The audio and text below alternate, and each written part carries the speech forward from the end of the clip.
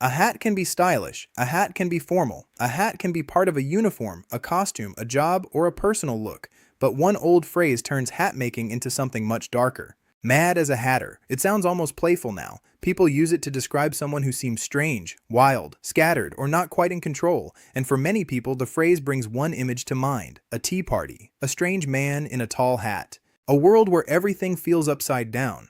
But the real story behind Mad as a Hatter may be less about fantasy and more about poison, work, and a dangerous trade. So why do we say Mad as a Hatter? And were hatters actually going mad? I'm Earl, the creator of Everyday Sayings and Origins. To keep each episode consistent, I use my digital likeness. Now back to the story. Today, Mad as a Hatter means extremely eccentric, irrational, or strange. It is usually not used as a medical term. It is a colorful expression. Someone acting wildly unusual might be called mad as a hatter. Someone with strange habits, odd speech, or unpredictable behavior might get the phrase attached to them. But the words are important. Not mad as a king, not mad as a poet, not mad as a sailor, mad as a hatter. That raises the real question. Why hatters? Why would people who made hats become connected with madness?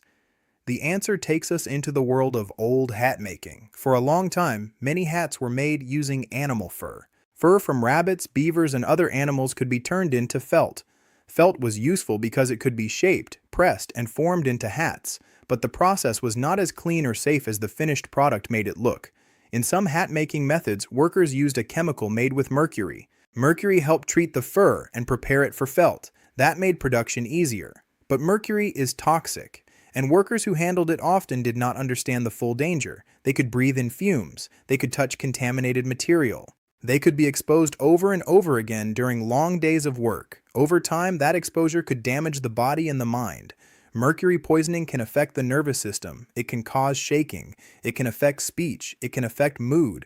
It can lead to irritability, memory problems, anxiety, and strange behavior. In the old hat trade, some workers developed symptoms that people around them could clearly see. A person might tremble. They might struggle with control. They might seem nervous, unstable, or unusually emotional. They might behave in ways that others described as mad. That is the likely root of the phrase. Hatters were not naturally strange because of their personality or their trade. Many were being harmed by the materials they worked with.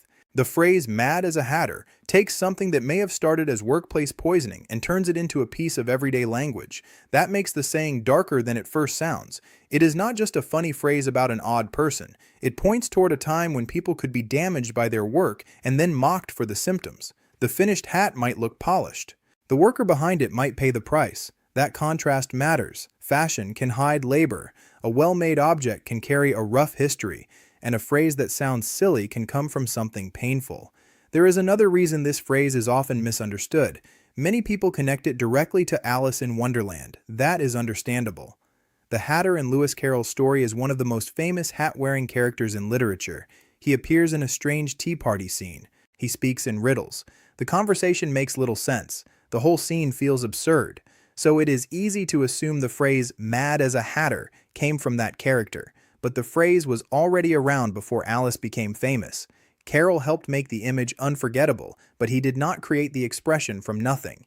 That is an important difference. Sometimes a book, movie, or song does not invent a phrase. It gives an old phrase a new face. That is what happened here. The phrase existed. Then, Alice in Wonderland gave people a character who seemed to match it perfectly. After that, the Hatter and the phrase became linked in the public imagination. Even though the character is usually remembered as the Mad Hatter, the story itself is a little more complicated. He is often called the Hatter. The madness is part of the world around him and how readers understand him. But popular culture turned him into the Mad Hatter. That name stuck because it was simple, vivid, and easy to remember. Once that happened, the real history of poisoned hat workers became easier to forget. The fantasy image took over. That is not unusual. Popular culture often covers older meanings. A phrase begins in real life, then a famous story gives it a character, then people remember the character more than the original world that created the phrase. With Mad as a Hatter, the character became charmingly strange. The trade history was much less charming. The older world involved workshops, chemicals, fur, fumes, and workers who may not have known why they were getting sick. That is the part worth remembering. The phrase is not just about being quirky. It is connected to a time when occupational illness could become a joke in everyday speech. The word mad itself also needs a little care. In older English, mad could mean insane, foolish, wild, angry, or out of control. People used it broadly. They did not always separate medical illness from strange behavior the way we might try to do today. So when people said someone was mad as a hatter, they were not making a careful diagnosis. They were using a vivid comparison. Hatters had a reputation, and the reputation became language. That is how many sayings form. A group of people becomes known for something, maybe fairly, maybe unfairly, maybe because of real conditions, maybe because of rumor. Then the reputation gets frozen inside a phrase. Over time, people keep using the phrase even after they forget the original reason. That seems to be what happened here. Modern speakers usually do not think about mercury poisoning.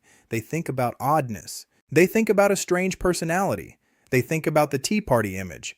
The phrase survived, but the workplace danger behind it faded from memory. There is a second phrase that often appears near this one, mad as a March hare. That one also shows up in connection with Alice. A March hare was linked with wild behavior, probably because hares were known for energetic mating behavior in spring. That phrase gave people another animal image of craziness or wild movement. So by the time readers entered the world of Alice, these older expressions already existed. Carol was playing with language people could recognize. That is part of what made the story work. It took familiar sayings and turned them into living characters. A Mad Hatter, a March Hare, a world where language itself seemed to misbehave. But behind the Hatter's strange charm is a phrase with a much more grounded history, one shaped by trade, by chemical exposure, by the way workers' bodies could be affected by the materials around them. That gives the phrase two different lives. One life is playful, the one most people know from fantasy, cartoons, tea parties, costumes, and storybooks. The other life is industrial, the one connected to toxic substances, unsafe work, and symptoms people did not fully understand. Both lives helped the phrase survive. The playful side made it memorable. The darker side explains why hatters were connected with madness in the first place. That is what makes this phrase interesting. It sits between whimsy and harm, between a storybook image and a real workplace danger, between a character people enjoy and a history that was not funny at all. So should we still use the phrase? That depends on the setting. In casual speech, many people still use it to mean strange or eccentric. But knowing the origin changes the flavor. It reminds us that some old sayings carry rough history. They may sound colorful, but they were shaped in a world that could be careless with people's health, dignity, and suffering. That does not mean every old phrase must be thrown away, but it does mean the story behind it matters. When you understand the background, you hear the phrase differently. Not just as a joke, not just as a reference to a fictional tea party, but as a small trace of a trade where workers may have been poisoned by the very process that made their work possible. That is a very different image from a cartoon hat. It is easy to forget that language often comes from ordinary jobs. Not just kings, wars, books, and famous speeches. Everyday work shapes everyday words. Farmers, sailors, builders, cooks, tailors, printers, miners, and hatters all left marks on the language. Sometimes those marks are practical. Sometimes they are funny. Sometimes they are dark. Mad as a hatter falls into that last group. The phrase lasted because it was vivid. The reason behind it lasted because the condition was visible. And the image lasted because literature gave it a face. So why do we say mad as a hatter? Because hatters in earlier centuries were associated with strange behavior, likely because some were exposed to mercury used in the hat-making process. That exposure could cause shaking, mood changes, and mental symptoms that people described as madness. Later, Alice in Wonderland helped make the image famous, but the phrase was already older than the Tea Party. The hatter gave the saying a character. The trade gave it a reason, and the history behind it shows how a playful expression can carry a much harsher truth. The next time you hear mad as a hatter, it may still bring to mind a tall hat and a strange tea party. But behind that image is a workshop, a worker, a dangerous chemical, and a reminder that some everyday sayings were shaped by real human cost. If you enjoyed discovering the story behind this everyday saying, subscribe to Everyday Sayings and Origins. Each episode uncovers the hidden history behind the words, phrases, rhymes, and traditions we use without thinking. I'm Earl. Stay curious, and I'll see you in the next origin. Peace.